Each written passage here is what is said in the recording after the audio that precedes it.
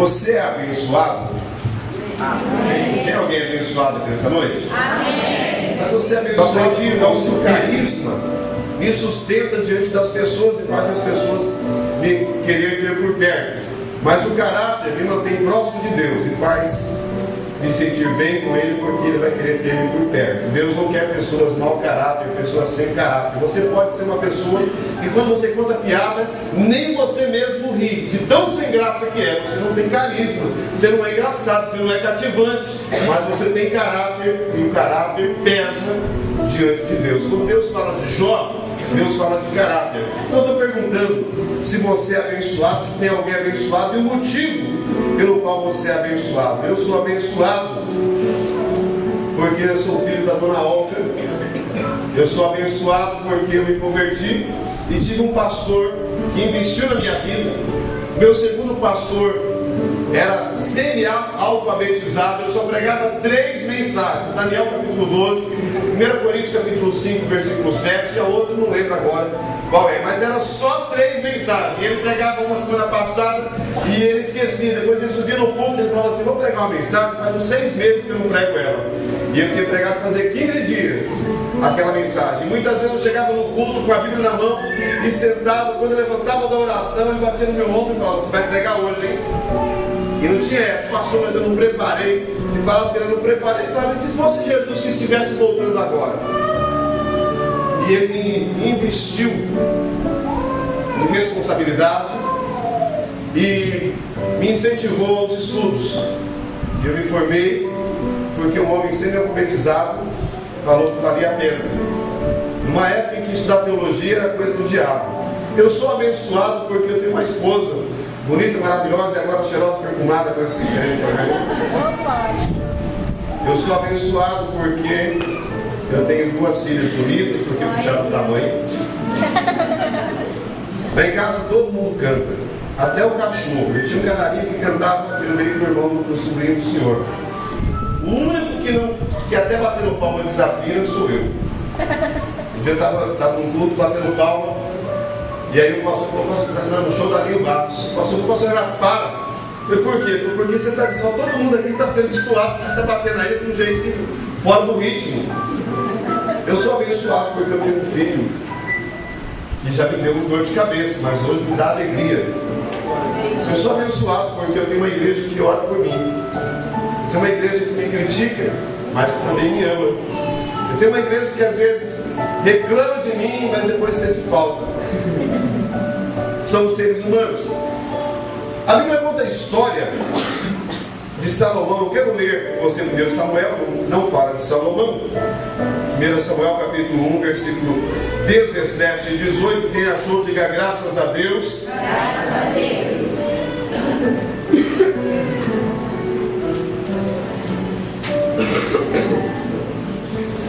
Então lhe respondeu Eli: vai-te em paz, e o Deus de Israel conceda a petição que lhe fizeste. E disse ela: ache a tua serva mercê, graça diante de ti. Assim a mulher se foi no seu caminho, diga comigo, comeu, e o seu semblante já não era triste. Nós temos a maneira, ou perdão, a mania. Dificilmente alguém diz assim: o seu semblante, o seu rosto. A palavra que a gente usa no comum é cara, né? A sua cara não era mais triste de quem estava triste. Eu estava falando de Salomão. Uma noite, só de um pouquinho comigo. Uma noite Salomão estava dormindo.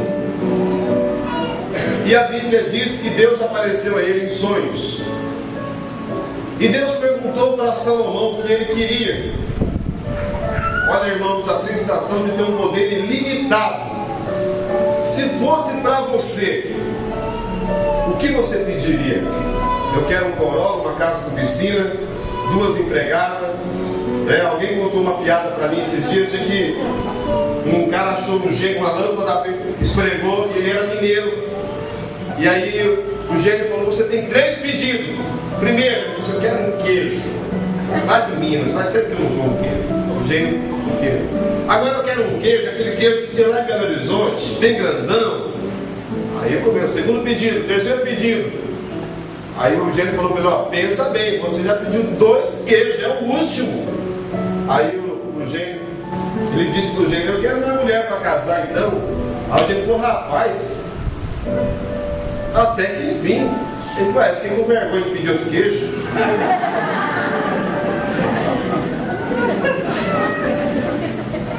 Salomão não estava diante do gênio da lâmpada, mas ele estava diante do Deus Todo-Poderoso.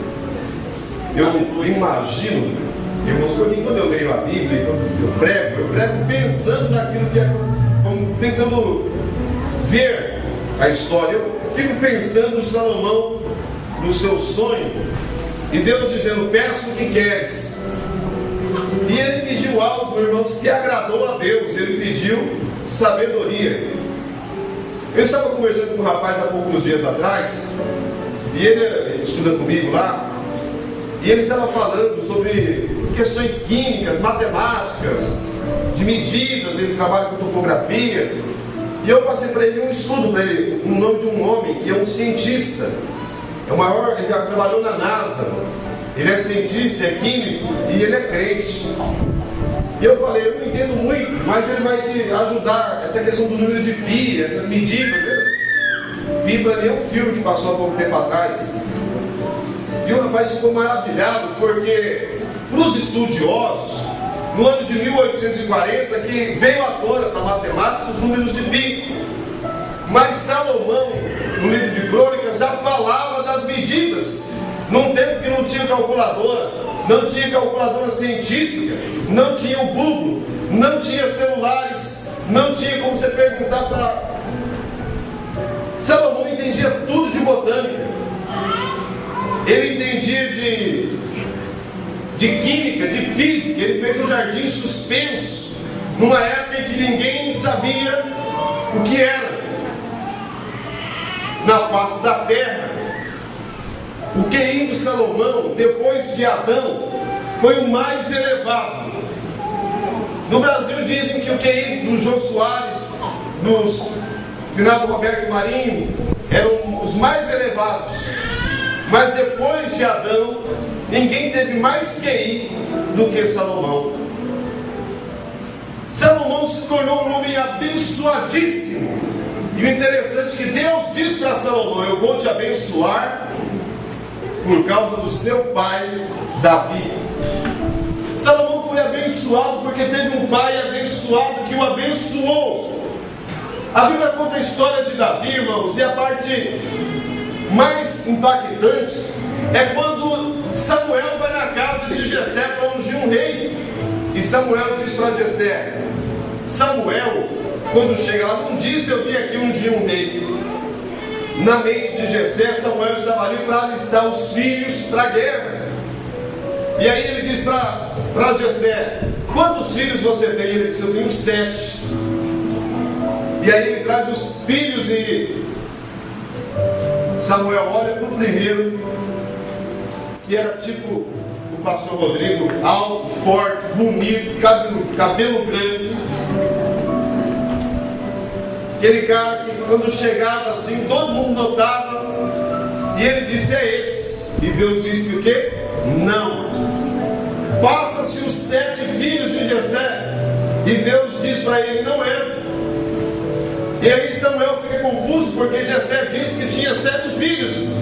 E ele pergunta: você tem mais algum filho?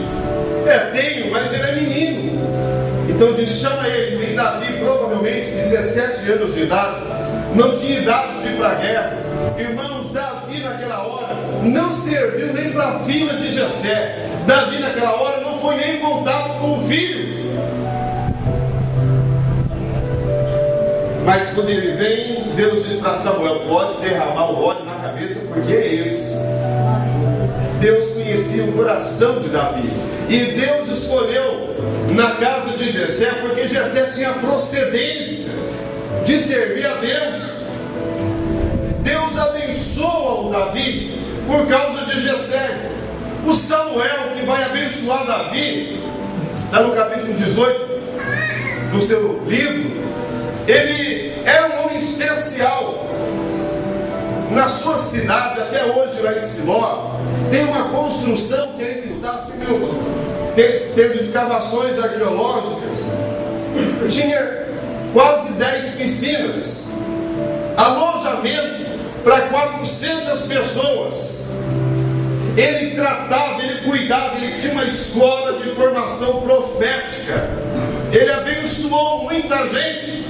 Nos dias de Acabe, quando a gente vai, lá tinha um homem que manteve 100 profetas. A escola que Eliseu estudou, a escola que Elias estudou, foi a escola que Samuel fundou, criou, para abençoar a nação de Israel. Ele era um homem espetacular. Samuel conseguiu abençoar Saul, que era um homem terrível. Enquanto Samuel queria, Saul abençoava, Saul foi abençoado. Um dia Deus disse para Samuel: vou rejeitar a Saul. E Samuel continuou abençoando, e Saul estava em pé. E um dia Deus chama Samuel e diz para ele: Samuel, até quando você vai ter misericórdia de Saul? Até quando você vai abençoar? Porque Deus estava abençoando Saul por causa de Samuel, e tinha vencido o prazo de validade sobre a vida de Saul, porque ele desagradou a Deus. Mas Deus poupava Saul por causa de Samuel. Muitas coisas ruins não aconteceram com você, porque tem alguém que está cuidando de você, que está intercedendo por você. Alguns anos atrás, 2 jovens, um afastado da igreja, a mãe era crente, sempre nos cultos, e o outro, os pais não ligavam, não tinham compromisso com Deus. E esses 2 jovens saíram e foram para um baile funk, e lá houve um tiroteio. Naquele momento era horário de culto, de vigília. A mãe de um estava orando na igreja, pedindo: Deus abençoe meu filho. A mãe do outro estava fazendo festa em um outro lugar. E naquele tiroteio, entre os bandidos e a polícia, eles ficaram no meio. O filho da mulher que era crente tomou um tiro de raspão, que bateu no outro e o matou. Deus não podia salvar os 2? Podia, mas era para os 2 terem morrido naquela noite. Por que morreu um? Porque Deus brigava, filho. Já estou ficando meio torto, não só pode ir lá. O irmão reclamou para mim semana passada: pastor, por que vocês vão só para o lado da igreja? A gente do lado de cá está se sentindo desprezado. Eu vou pôr uma cadeira do lado que é pregar desse lado para você não sentir mais isso. Deus naquela noite ia matar os 2 jovens, permitir que os 2 morressem. Mas porque a mãe de um orava, um deles foi poupado e pôde voltar para os braços da sua mãe. Saul já era para ter perdido, mas Samuel poupava ele, Samuel abençoava ele, e Deus tinha que abençoar Saul por causa de Samuel. E aí Deus falou para Samuel: até quando? E aí Samuel então entende que Deus estava dizendo: chega, meu filho. E naquele dia Samuel agora deixa Saul, e foi a bancarrota, a falência de Saul. Samuel, irmãos, ele era filho de uma mulher que orava. A história, a genealogia dele vai lá para Eucana, para Ana. Ana era uma mulher de oração. Ano após ano ela ia para o culto, porque o culto, eles moravam muito longe, e uma vez por ano eles iam cultuar. Imagine só, se você morasse a 150 quilômetros desta igreja, e você tivesse que vir a pé, numa época em que o meio de transporte mais rápido era o camelo, talvez um jumento esperto, já que os cavalos eram para os ricos, para os reis, e uma vez por ano eles iam cultuar, e todo ano ela ia e orava ao Senhor e pedia por um filho. Diz a Bíblia que ela era estéril, e como ela não podia gerar filho, dava direito, a lei, não Deus, dava direito para que o marido arrumasse uma segunda esposa, e ele arrumou uma segunda mulher. Eu sempre digo que se tivesse esse direito hoje, eu não queria, pastor Delei. Uma mulher só já está bom. Estou feliz com uma só. Sai bem, né, irmãos? E essa segunda mulher, Penina, ela tinha vários filhos e ela queria oprimir Ana. E ela dizia para Ana: olha quantos filhos eu dei para Eucana. Eu vou perpetuar o nome de Eucana, a casa de Eucana, a herança de Eucana, e você só faz passar no vergonha. Você é desagradável, Ana. E diz a Bíblia que todo ano ela ia. E ela nunca teve um contato direto com Eli, o pastor daquela época. Mas diz a Bíblia que um ano ela foi. E ela estava chorando e orando. E para um judeu, ou para uma judia, eles não oram em silêncio. Primeiro, não oram em silêncio. Segundo, não oram duas vezes pelo mesmo motivo. Por isso que, quando Paulo ora sobre o espinho na carne, para o judeu é falta de fé você pedir duas vezes para Deus a mesma coisa. E Paulo insiste, e Jesus diz para ele: Paulo, a minha graça te basta. Quieta, eu já ouvi, mas eu não vou mais responder. Não quero, chega. Mas Ana, todo ano ela ia e se jogava nos pés do Senhor. E dessa vez, diz a Bíblia que ela não fala, porque há uma grande probabilidade de que ela seria mais humilhada por Penina. Imagine só, irmãos, você na igreja, e quando você se levanta, alguém ri de você. Conta-se uma história de um homem que ele ia para o culto, e quando ele chegava na igreja, ele ajoelhava e dizia: oi Jesus, aqui é o Zé, eu vim ouvir o Senhor nesta noite. Mas ele não perdia um culto, e os jovens já estavam alugando ele, já estavam mangando dele, já estavam tirando sarro dele. E um dia ele não apareceu no culto, no sábado à noite. No domingo de manhã ele não apareceu na escola bíblica dominical. No domingo à noite ele não apareceu na igreja. Na segunda-feira de manhã o pastor vai lá com 2 obreiros e encontra o irmão Zé caído no chão. E aí o levantam, colocam no sofá e recobra o ânimo. E eles conversam e dizem: irmão Zé, o que aconteceu? E ele disse: olha pastor, todos os dias quando eu vou para o culto, eu pego um copo de leite e uma fatia de pão com manteiga, e eu ponho ali na mesa. O senhor está vendo lá o copo de leite, a fatia de pão está desde sábado ali. Pastor, mas por quê, irmão? Ele disse: porque todas as vezes que eu vou orar, que eu vou comer, eu oro. E aí um dos obreiros disse: oi Jesus, aqui é o Zé. E ele disse: é verdade. Mas sábado, quando eu disse: oi Jesus, aqui é o Zé, apareceu uma luz muito forte aqui na minha frente e disse: oi José, aqui é Jesus.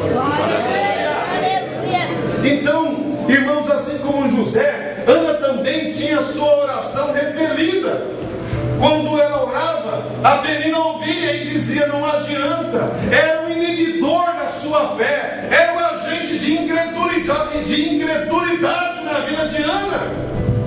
E naquele dia, Ana resolveu não verbalizar a sua oração, ela balbuciou a sua oração. E quando ela balbuciou, ele passou por perto e ele olhou e disse: não é normal. E ele disse: mulher, você bebeu? Por que você fez isso? Porque eu não consigo imaginar Eli sendo bruto com Ana. Eu já vi gente pregando que ele gritou com Ana, que eu não consigo, por causa da resposta que ela dá. Ele deve ter dito: mulher, você bebeu? Olha o que você está fazendo com a tua vida.